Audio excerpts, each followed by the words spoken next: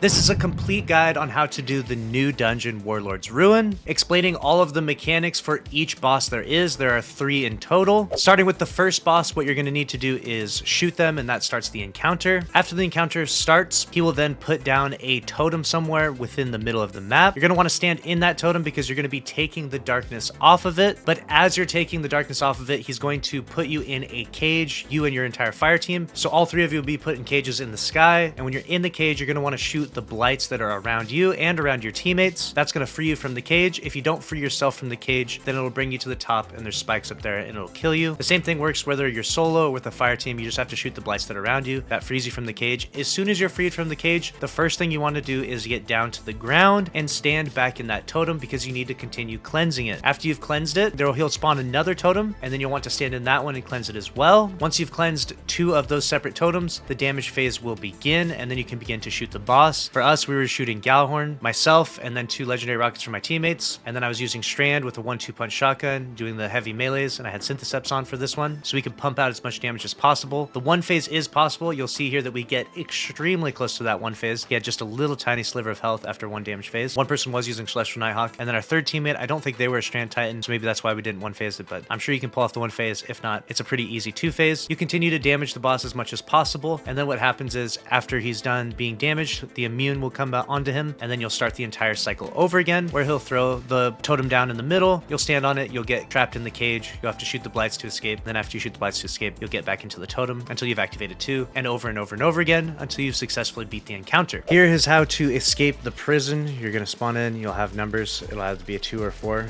And we have 2 of them going clockwise and 4 of them going counterclockwise. I shoot the symbol here. And that successfully does not open the door. So if it doesn't work that way, what you do is you do it the opposite way. We make the other 4 go clockwise, like that, clockwise. And I want to make these. Good. So now we have 4 going clockwise and 2 going counterclockwise. And now we shoot the symbol thing. And now the door opens. So it's one or the other.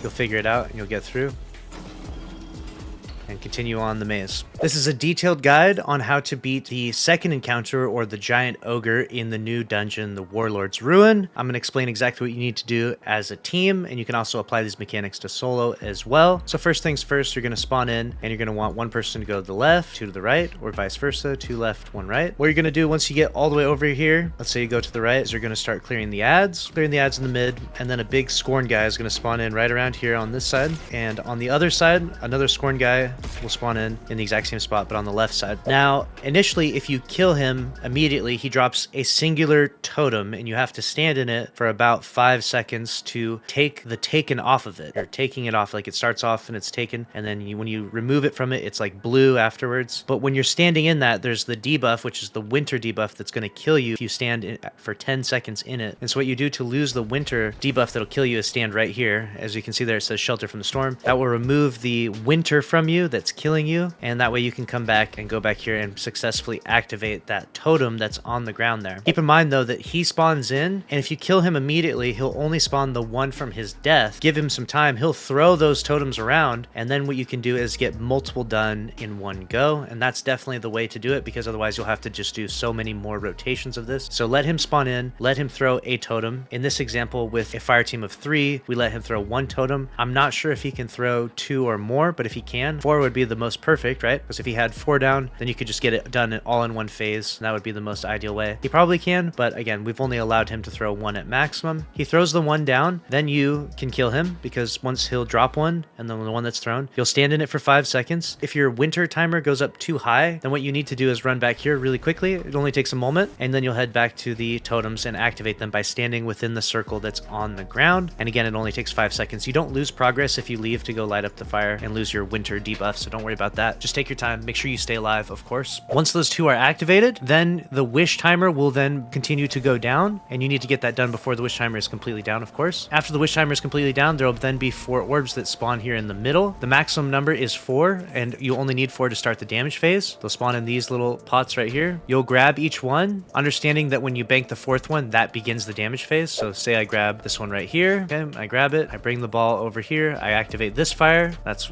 one of them, this is another fire, and this is a third fire, and say I've grabbed the fourth orb, and then I bank it here. Once I've banked the fourth one, then the damage phase begins. It's time to start damaging the ogre. You'll stand near that first fire and begin to damage him until that fire has been completely extinguished, and then you'll have to decide which way you want to rotate. You can go left, right, it doesn't really matter which way you go. You'll just push over to the next one and begin to damage from this fire until it's extinguished, and then you'll begin to damage from this fire, and then from the fourth and final one. And it is possible to get a one phase with a fire team of 3, as you can see in the gameplay behind me here, that we almost got the one phase. We fell a little bit short, but it's definitely possible. We're using 2 Solar Titans with Pyrogales. I have Galhorn. They have 2 legendary rockets, so I'm buffing them, and then we have the debuff coming from the artifact, and then on top of that I was just shooting sniper ammo and stuff, and then they had a Celestial Nighthawk for our hunter. So the one phase is definitely possible from this, so keep that in mind. But if you're doing it solo, you're not going to one phase it. That's going to be a little too crazy, at least at this point in time. Maybe after we've leveled up more or got some more crazy strategies going on. So then you'll do that, and then once you've done all 4 damage phases, then you just start the entire process over again. You'll just go back to the left or the right side. You'll kill the giant Scorn guy after he's spawned in one of those totems, and then you'll begin to stand in it, making sure not to die to the winter debuff. Now the winter debuff, it goes up to 10. When it hits times 10, you die. When it hits times 9, you're slowed to the point where you can only walk, so you don't want to let it hit even 9. You want to get rid of that winter debuff. So if you're standing right here and it says winter times 8, you're in some serious trouble. I would leave here before that. I would leave here around winter times 7 at most, so that way you can comfortably make it to this spot right here to then lose that debuff, get the shelter from the storm, and then move on to the next area, and then head back here and activate those totems. Here is an in-depth breakdown of how to beat the final boss of the new dungeon, Warlord's Ruin. Obviously, you're going to start here. You're going to rally the flag. What we chose to do for our Titans was have Solar Titans, and we had Syntheseps on, and then the Hunter was Celestial Nighthawk. We're going to push up here. You shoot the Blight to start it, and then adds begin to spawn in. What happens is that 2 giant Scorn guys are going to spawn up, and just like in the previous encounters, what you want to do is allow them to throw their little totem out, and in doing so, when they throw that totem out, you'll then kill them, and you'll want to be standing close because you want the totem and the aura that they die in, because they die and they spawn a small circle, and you want the totem that they throw to overlap it like a Venn diagram, so you can stand in the middle of the 2 of them, kind of like in King's Fall when we killed the ogres and stuff like that, when you try to kill all 4 ogres in the middle or something,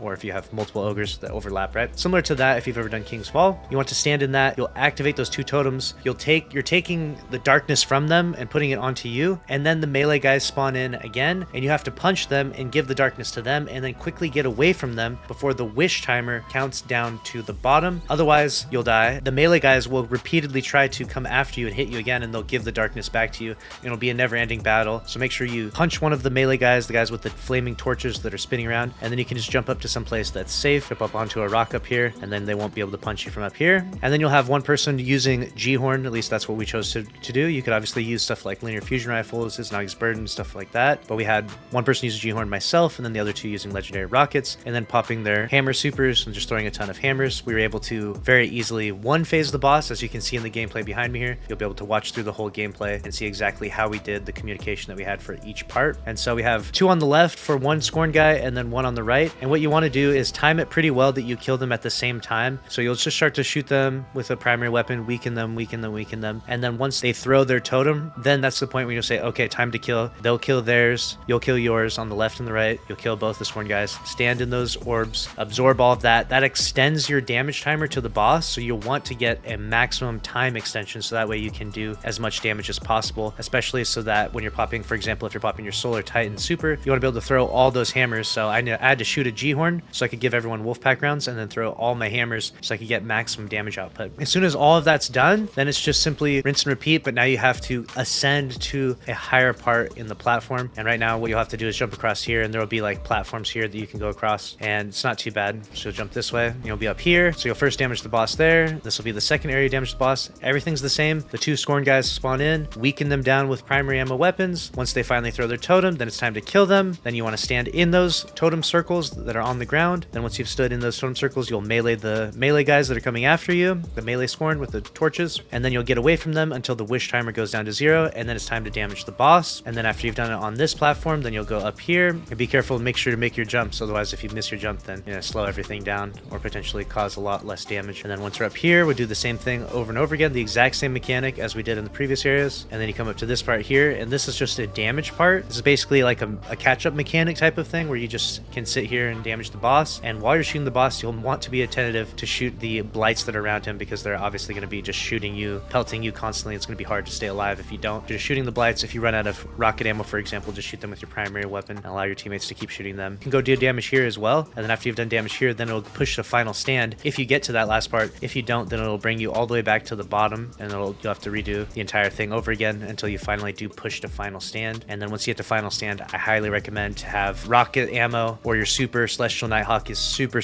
powerful. Obviously your Solar Titan Hammer supers are also really powerful. Just make sure you have the ammo to push and finish out that final stand. Otherwise, you know, you'll end up wiping due to that, and you don't want that to happen. Shouldn't be too hard though with a fire team of 3, but solo it'll obviously be very tight and hard to both stay alive and successfully finish that final stand. So keep that in mind. When it comes to solo, will obviously be much more difficult than the fire team of 3, but that's how this encounter is done. Hopefully you found this helpful. You can see the gameplay behind me here. If the gameplay hasn't finished behind me here, then we'll just let the gameplay play out, and you can see how we finished the entire encounter, and you'll get the loot at the end there. If you enjoyed the guide, make sure to subscribe, smash the like button. See you in the next one. Let's go. Later.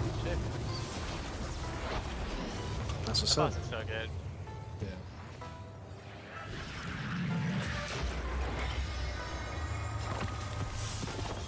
Cool. And if you're feeling thirsty out there, make sure to use code LUCKY10P to save some money on G Fuel. Also, make sure you're following me on Twitch and Kick. I go live all the time playing Destiny 2. Lastly, make sure you're following me on X, Instagram, and TikTok, where I deliver Destiny 2 news to you daily. I appreciate all the followers out there.